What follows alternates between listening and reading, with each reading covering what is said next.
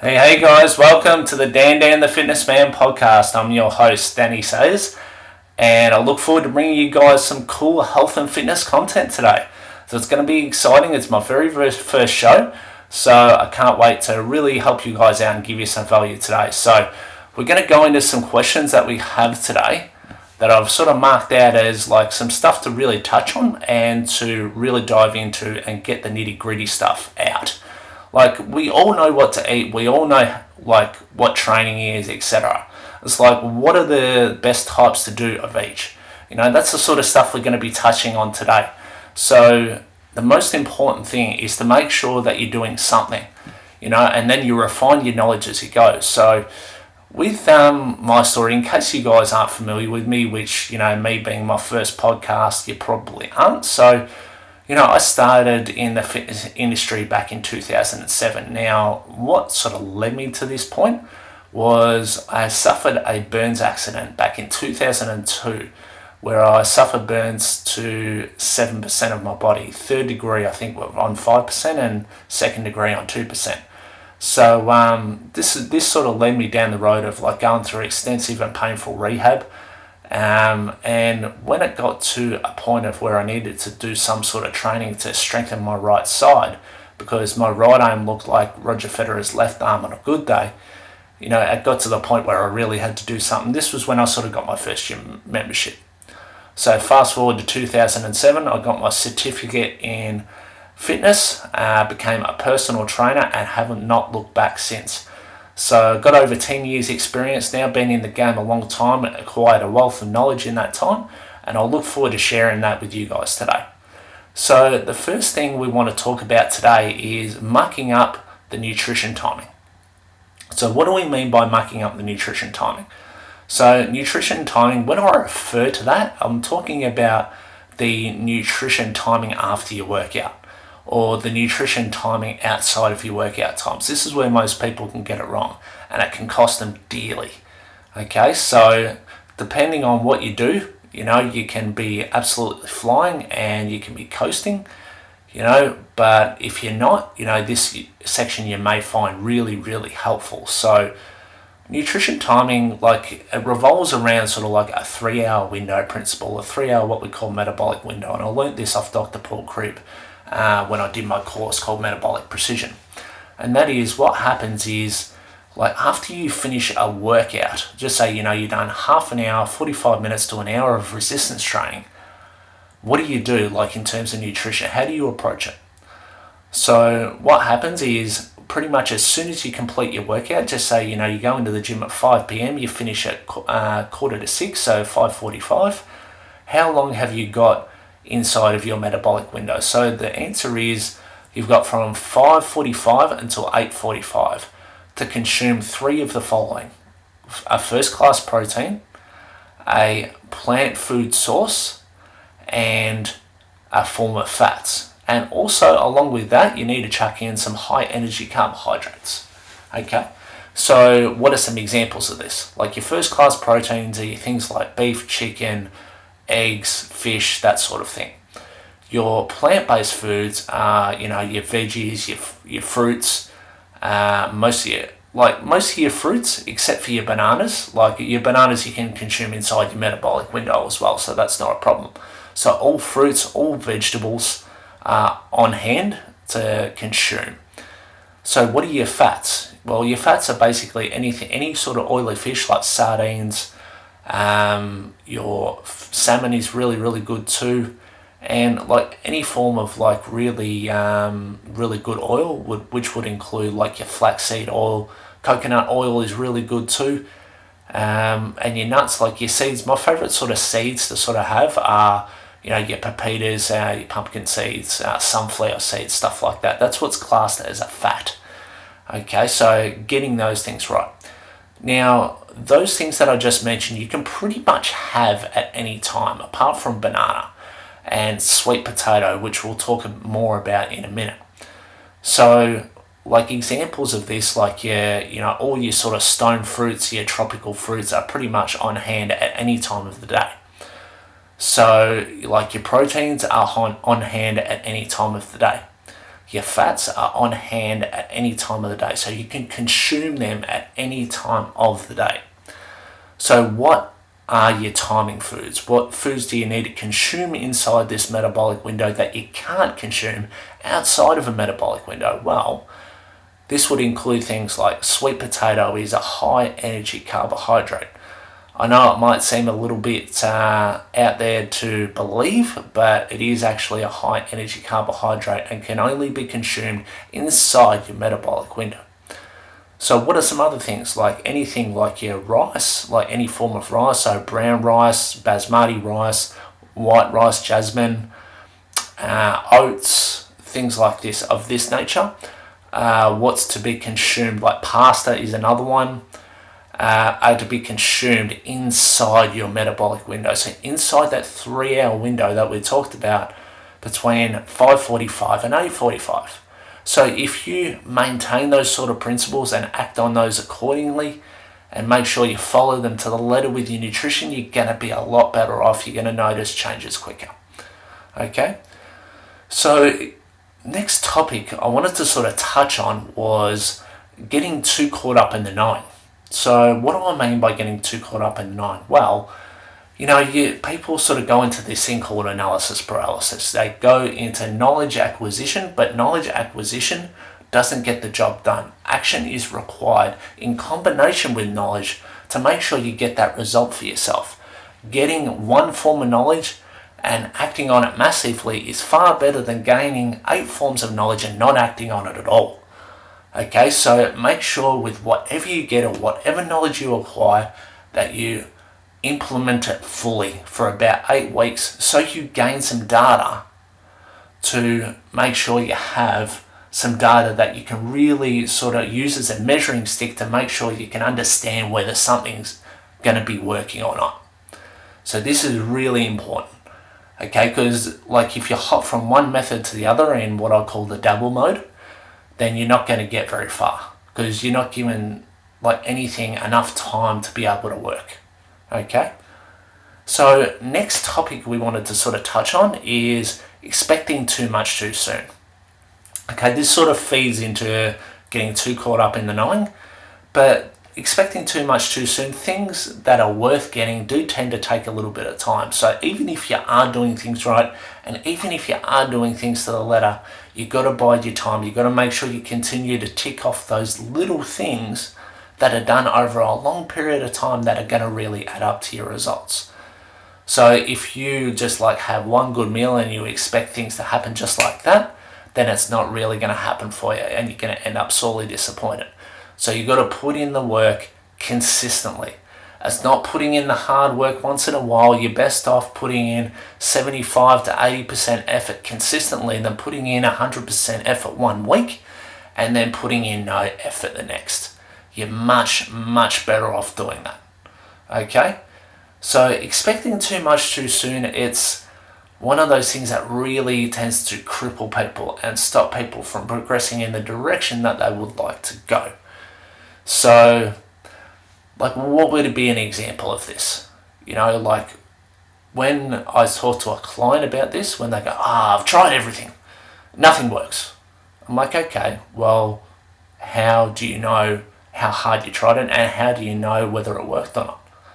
And they usually can't tell you because they've dabbled in it. They really haven't embodied it fully and really put it to work to really understand whether it works or not, and they've made these bunch of false associations that are really crippling them. You've got to embody things fully and act on them fully to understand whether it's actually going to work for you or not. Okay? So, unbalanced ratios in relation to nutrition and exercise. What do I mean by this? Okay? So, what happens is people tend to be too far on the exercise, okay? And like this is very, very common. Like people will just get into caught in the notion of like doing their 6 workouts a week and they just completely forget about the nutrition, thinking that the workout is just going to do it by itself, okay? So what you need to be doing is make sure you have a really good ratio and, what's a good sort of measuring stick for this? Like the best way I could give it to you is like if you're like only consuming 3 good, healthy, nutritious meals a day, then you're doing that consistently over a 7-day period, you really should be only working out 3 days a week. But if you're having 5 meals a day, like that are really healthy and nutritious and covering all the principles that we just previously talked about, which was your first class protein, your plant foods, and your fats, then you can usually work out about 5 times a week. So the better your nutrition is, the more you can train, and the more you can train after you consume better nutrition, the more effective your results are going to be and the faster they're going to come. What can happen though is if you concentrate too much on too much on the exercise side, you can end up crashing and burning really badly, and you can end up very, very disgruntled, grumpy, and wondering why things aren't working. And I can guarantee it's because of an unbalanced ratio between nutrition and exercise. So be really, really mindful of that. So like unbalanced ratios, they tend to sort of tip the scale in or out of your favour.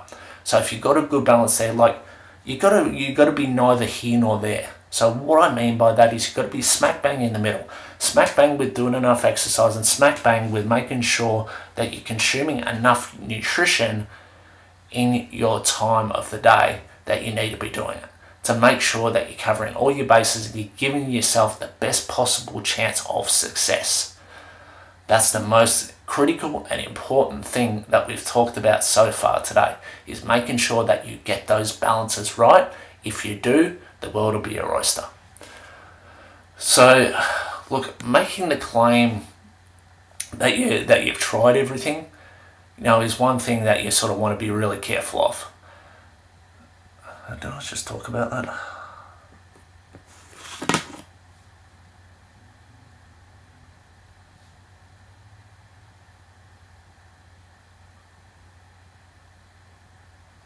Anyway, guys, I thought I've talked about that already, but I'll keep going and make sure that I sort of harp on a little bit about making the claim that you've tried everything, or they've tried everything, or you've heard people that have tried everything. What I mean by tried everything is really just making sure that you give everything a red hot crack that you come into contact with, and don't be a freaking dabbler. There's nothing that shits me more than this, is dabblers are going to lose the game ultimately. And if you hop from thing to thing to thing to thing to thing like a bloody bunny rabbit, then you're not going to get very far. So why should you be doing strength training? It's a no-brainer for guys who want to put on muscle, right?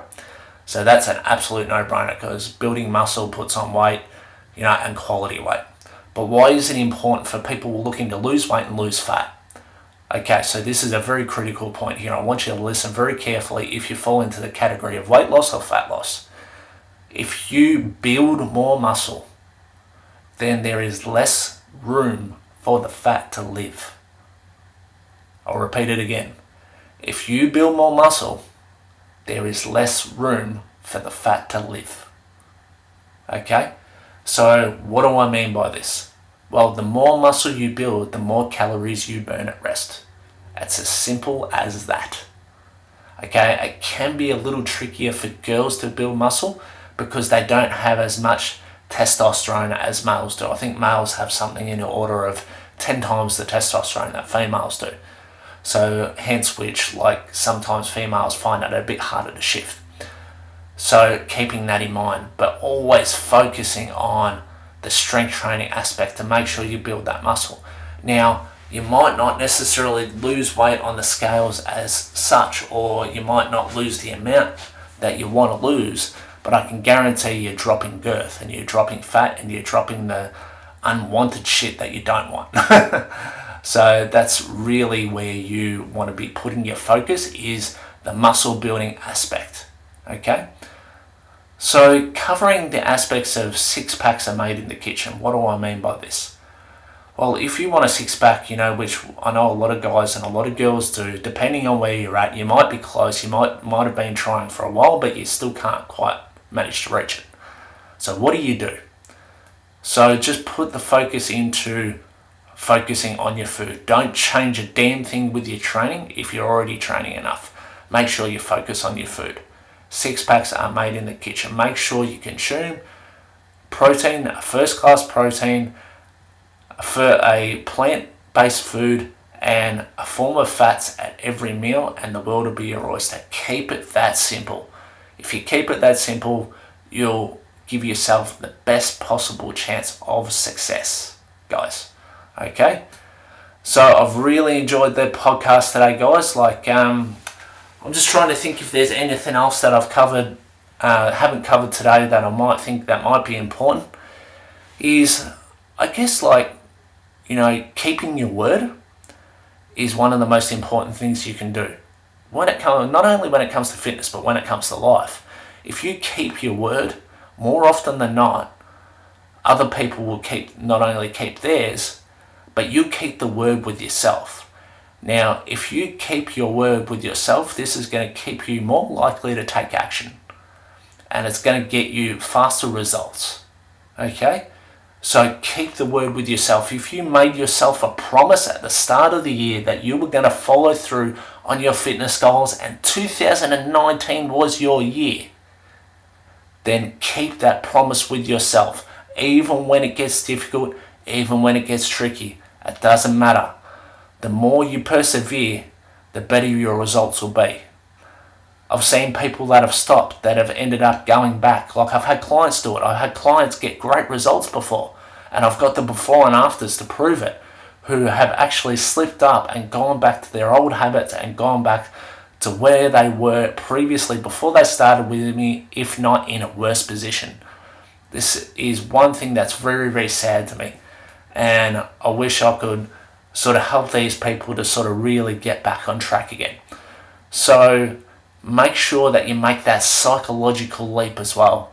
Okay, so psychological growth as well as even physical growth and fitness growth, guys. You know, the mental aspect is such a big important part of the whole thing and the whole picture. You know, you really got to be mindful of that and make sure that you're really stretching yourself and you're giving yourself every possible chance for success. If you're doing all the things that I mentioned and that I've covered in the podcast today to the best of your ability, you know, even if you don't have the knowledge quite yet to really pull things off to the best of your ability, you'll be able to sleep easy at night because you're keeping the promise to yourself. You're keeping the promise to yourself that you are going to follow through this year and that you're doing your utmost and you're giving things your best shot. Okay? So on that note, guys, I love you and leave you. So be mindful that I'll be doing these podcasts every single week. So if you guys have got any questions that you want me to answer, I'd be more than happy to cover them in the podcast in the coming weeks. Take care, guys. I look forward to chatting to you in the next podcast. I've had a blast today. I'll see you soon. Signing off.